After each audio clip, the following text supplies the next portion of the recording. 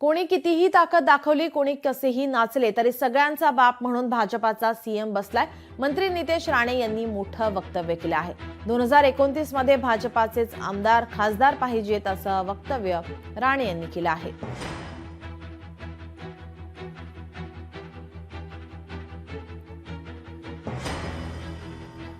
कार्यकर्ते म्हणून तुमच्याकडून फक्त साधी अपेक्षा साहेबांची आहे की भारतीय जनता पक्षाच्या कार्यकर्त्यांनी नेहमी एक लक्षात ठेवावं की देशाचा पंतप्रधान हे भारतीय जनता पक्षाचे आहेत, राज्याचे मुख्यमंत्री हे भारतीय जनता पक्षाचे आहेत.